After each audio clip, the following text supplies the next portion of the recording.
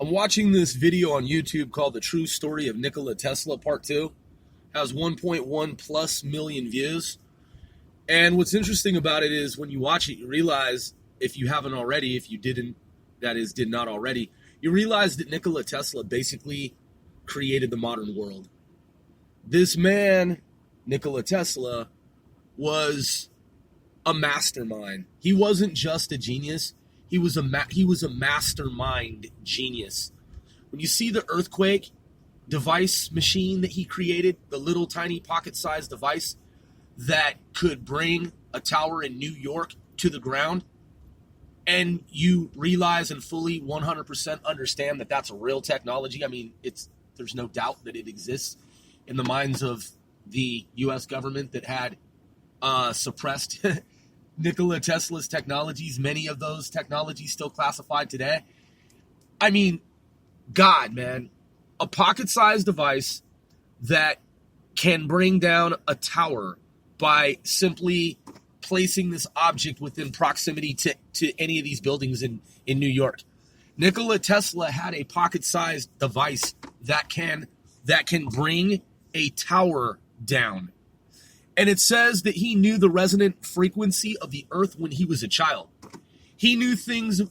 Nikola Tesla, according to this video and according to declassified information, he knew about X-rays before anyone else knew about X-rays. He's the one who designed, and that is conceived of, created hydroelectric dams. Nikola Tesla had alien intelligence. He had embedded within his mind alien intelligence information. There is no doubt in my mind, undoubtedly, unarguably, he somehow possessed alien off-world intelligence information. And had it not been for Nikola Tesla, a lot of what is today considered the modern world would not have been created when it was. A lot of Nikola Tesla's designs, again, to this day, are still classified, highly classified. And there are stories of, because he wrote so many of these things, he penned and designed and created, blueprinted, mapped out, schematicized. I don't know. He wrote the schematics, designed the schematics for so many different inventions, and schematicized. He created technologies, designed technologies that to this day are still ultra classified. So there are stories that, and this all kind of came to light, a lot of it after the FBI published the Nikola Tesla files that had previously been classified. So after the FBI published this archive of information relating to Nikola Tesla, the community of observers came forward and stated that global, that is worldwide, observers of Nikola Tesla and his history came forward, and there were some stories that came to light, in which, in one case, there were some documents that were found in a desk in the basement of a home, because my understanding is that Nikola Tesla, though he died relatively impecunious, that is, without money for those who are non-native speakers of English and live in countries outside the U.S., impecunious simply means that he had little to no money. He was flat broke, essentially. And Marconi is one of the individuals, one of the persons who stole, who basically profited off, that is, from Nikola Tesla by stealing his radio broadcast invention. Nikola Tesla invented radio broadcast transcontinentally. So Nikola Tesla learned and knew how to broadcast radio from one continent to another, and was the first person known by humans to have had that knowledge. Whereas Marconi for the time, stole that invention, which was a patent, and he committed fraud, and that was discovered after the FBI published information that posthumously, that is after Nikola Tesla's death, gave credit to Nikola Tesla. So our U.S. government admitted openly in declassified documents and with the statement that Nikola Tesla was actually the true inventor of transcontinental radio broadcast. The other thing that's interesting is that's even more interesting in my view, going back to what I was alluding to. So there was a set of, Nikola Tesla was a generous man, and he had somehow transferred some documents to someone, or someone had ended up with a set of papers that Nikola Tesla had penned, and those documents were reported to have been found in a not a cabinet, but in a desk drawer that was in the basement of a home somewhere out here in the Northeast. And so the person who was in possession of those documents had notified the disclosure community, that is those who seek to have certain, previously held secrets declassified and made known to the public. So folks in the disclosure community knew of these documents and had said to the person who was in possession of them that they were willing to pay for these documents. So after some discussions online, the person who was in possession of the documents stated openly that he would sell some of these documents to an individual who had made it known online that this other person was interested in buying some of those documents. So this information was on the internet that these two persons, the possessor of the Nikola Tesla papers and this other prospective buyer, the information was in open source that these two were having a discussion.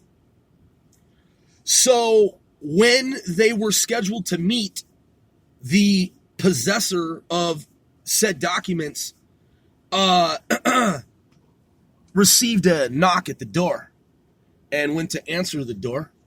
And there were some entities there, that is persons, if you will, whom upon closer inspection did not seem to be 100% human. They were, in fact, what folks refer to as men in black. They had very odd features. Suggesting that they were some type of humanoid entities that were sent by a shadow government, and that they were not 100% human beings. And so this person who was in possession of these documents became quite fearful, and they said that they were interested in buying the documents from him.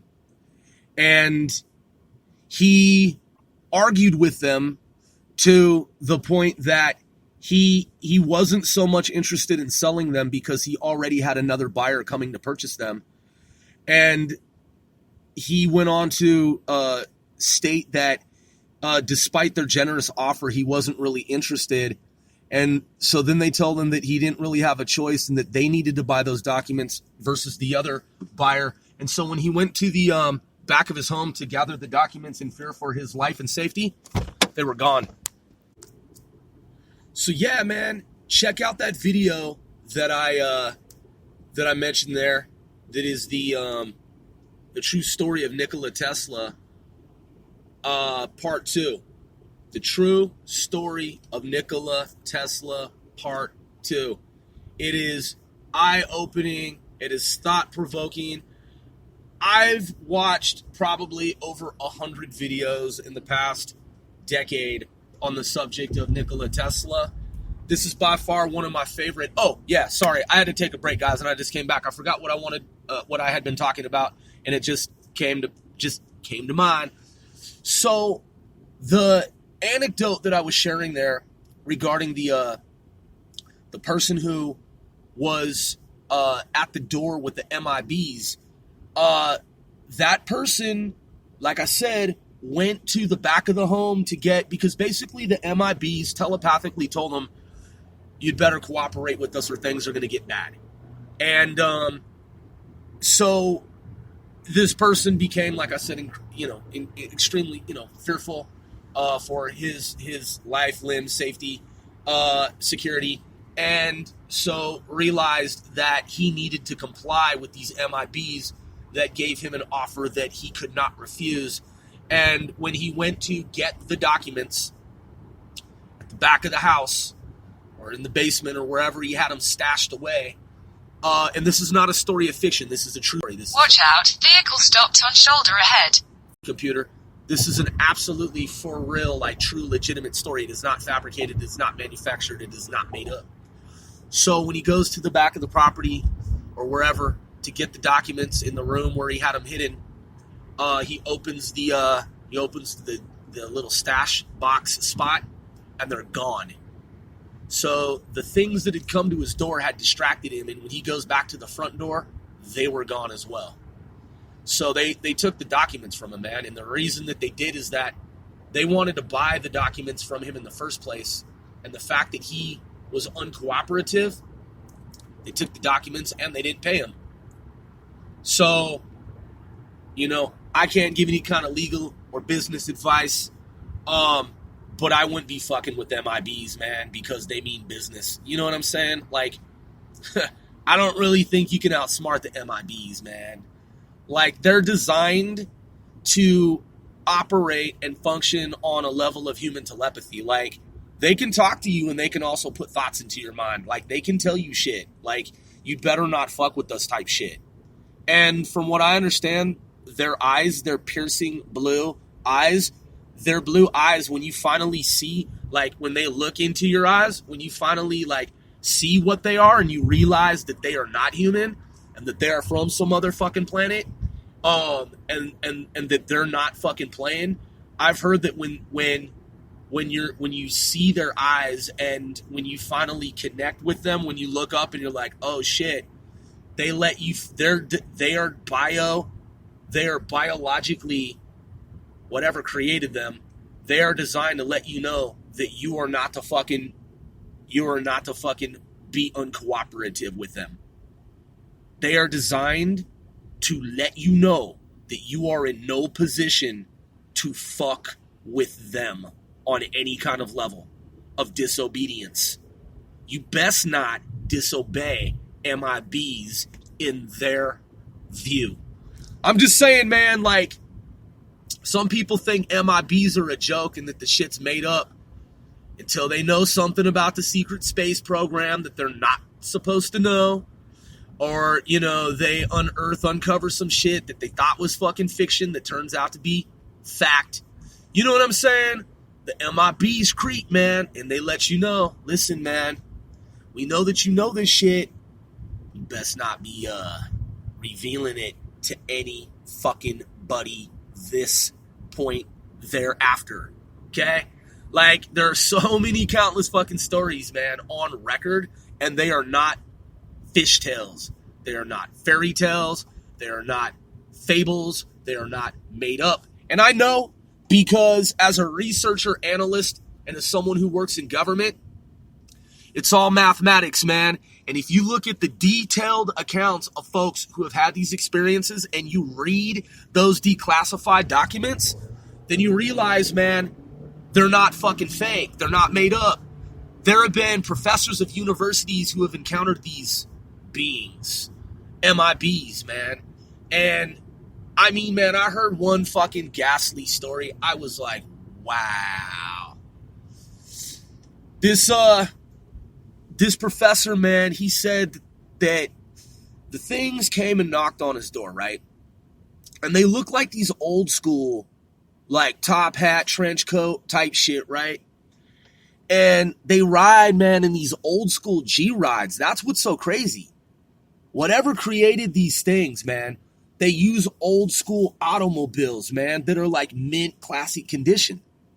Like what type of entity, like if, okay, spoiler alert, okay, if you haven't seen the movie Oblivion, don't listen to what I'm about to tell you because I'm about to reveal something about the movie Oblivion.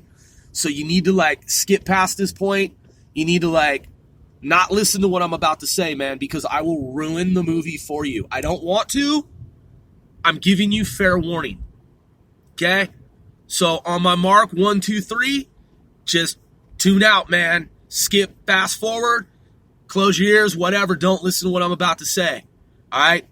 1, 2, 3. The movie Oblivion, for those of you who have seen it. You know how the entity, right, we'll say, because if someone accidentally listens to this, we don't want for them to know the outcome of the movie. You know how it replicated him, right? Okay? And it used him because he was the ideal, right?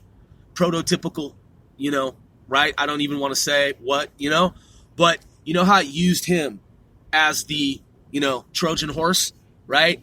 So, hold up, man. Hold up.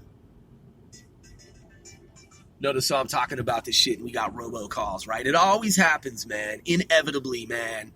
You know what I'm saying? So anyway, so you know how it used him, right? So why would they use whatever has been since the inception of the MIBs, right? We don't know how long they've been on this planet. We don't know if the beings that created this planet are the same entity. Obviously it's tied into our terrestrial government, right? Has to be, right? Mathematically, it has to be an arm of our terrestrial government. Or is it? You know what I'm saying? Maybe it's not. Maybe the MIBs are not part of even our shadow government. Maybe the MIBs are like the Venusian, like, entities government. Maybe the Venetians, man. Maybe they're from Venus, man. You know what I'm saying? I'm just saying, like, whoever, Saturn, some other fucking star system, whatever came here and created this group of entities that comes door knocking when a motherfucker knows some shit that person probably shouldn't be, like, repeating, right? Relaying, broadcasting, disseminating, emanating outward to other folks. Whatever created that shit, man, look at the archetype. Look at the design of the MIBs. They're slightly taller than humans, right? That makes them look menacing and imposing. They have the top hats, the trench coats. I mean, all right, so they blend, right? They blend, like, you see, I mean, but it's like, because like in a city, you see like some, I mean, look, man, have you ever seen homeless folks like out here in New York or like in LA or any city in America amid a very large number of persons on the streets? Sometimes you just kind of look over and you're like, okay, that person has a big like overcoat, right? And has like some luggage and it's just like maybe down and out, or maybe like some wealthy, like well-off, like, writer, author, just kind of like shuffling down the street with some luggage or some like bags or something, right? Kind of like not necessarily hunched over, but kind of hunched a little bit. And you just kind of look over at the person. Maybe that person has some like really long hair that's kind of unkempt. You know what I'm saying? And you're just kind of like, I kind of feel bad for that person. But then again, maybe I kind of don't. But whatever that person's station in life, whatever, I don't know, the person has like a very large oversized coat. And it's just kind of like slowly moving about the human populace. Kind of has like a little hat, kind of hatted up, kind of like hunched a little bit, like I'm not trying to like look outward at society much. I'm just kind of keeping to myself, kind of shuffling down the street, Boulevard Avenue, right?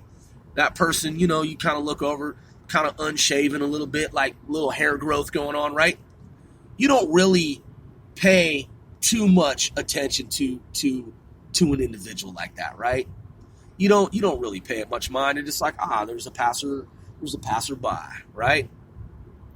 Well, that's the men in black. That's why they're designed to look that fucking way.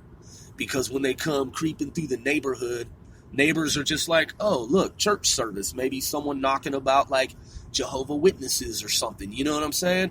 Some church group, religious group of faith or some, you know, maybe some Amish folk, you know. Don't really know, but whatever. Just some normal folk with some oversized jackets and some top hats. Probably visiting some relatives, right? And those motherfuckers come knock on your door. And when you finally look up, man, into their gaze and you see their piercing blue eyes, oh wow. And they communicate with you on a level of human telepathy, and they're talking to you, but they're also talking to your inner thoughts at the same time. And they're telling you one thing out here, right? But in your inner listening, right? They're talking to you, man, telling you that you better not fuck with them because things will happen that are not good if you do not fucking comply. So, yeah. And the fact that they have the ability to, I guess, like cloak and like be here, but then they're gone. You know what I'm saying? Type shit, like warning shit. Like, did you just imagine that? Was that a hallucination? Was that fucking for real? But poof, they're gone type shit. Listen, man, this professor, he said, man, they came to his spot, right? And they always come in twos. Okay, whoa, hold on. That's not necessarily true either.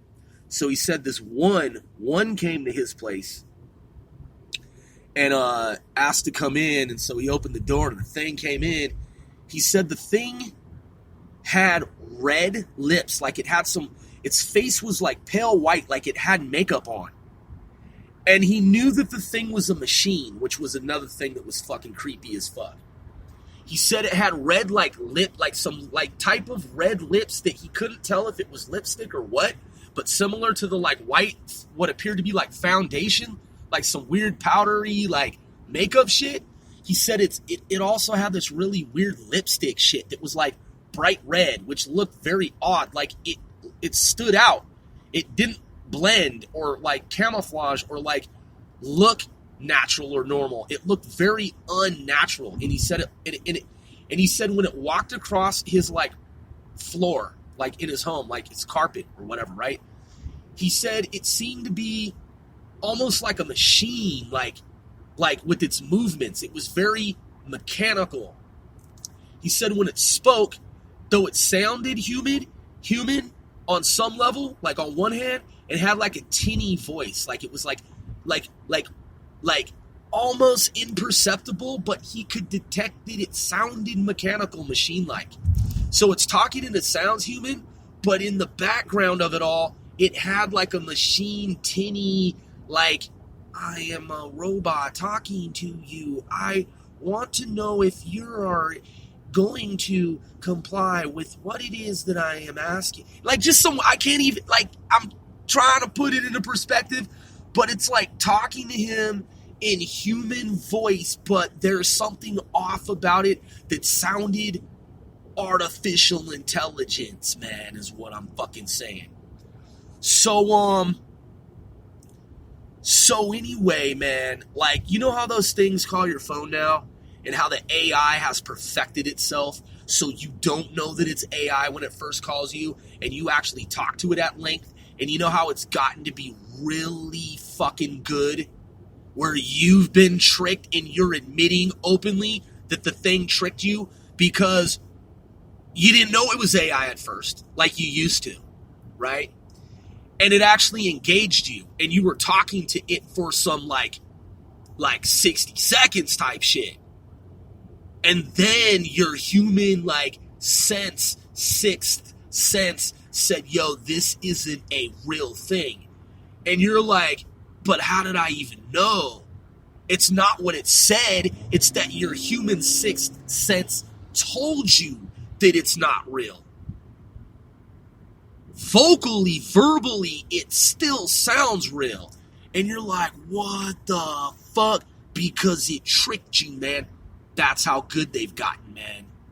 That's how good they have gotten. Okay? And I'm talking about companies in the private sector that are not government. The government has the one that you don't know that it's not fucking real. Even after 5 minutes of it talking to you. It can pretend to be one of your family members and talk to you for 10 minutes and you'll never know the fucking difference. Yeah, man. You heard what I just fucking said. For those of you who didn't know that our government has the capabilities to do that. In fact, our government was open about that during the war in Iraq. Persian Gulf War. They could take Saddam Hussein's voice and his avatar and put him on TV and have him talk and you would think it was him. In fact, you probably heard him and saw him on TV and you thought it was him and it wasn't him. They can do that with your relatives, man, and your family if they want to. Yeah. And the private sector, corporations, have it almost down pat on the level of the government as well. So imagine what an advanced civilization from outside of Earth can do, an advanced civilization that's been around for zillions of eons, or just eons, or just millions of years. So, I know you're like, bro, we're talking about eons. Yeah, same thing, same difference, I know that, but, for those who don't know what a fucking eon is, a billion years, million years, zillion years, trillion, quadrillion, pentillion, what have you. Anything over a million fucking years is what I'm referring to of advancements. Okay? So Nikola Tesla invented technologies that many of which to this day are still highly classified.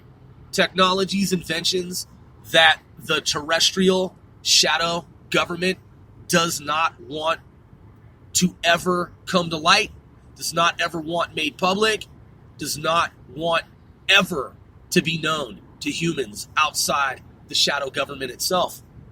How did Nikola Tesla know these things, man? Where did his intel come from? Where did these ideas formulate? Just in his human mind alone? Or were they beamed into his mind? Was he channeling something? Was something broadcasting into his brain socket? Kind of like how you'll dial into a computer mainframe, like a computer server, from your handheld device. You know how your handheld device connects with computer networks? It'll go out into the spectrum, and your device on a light wave will connect with another device, will connect with another computer. Was something tapped into Tesla's brain and transmitting information so that he could then deliver it to other humans? Where did he get his information?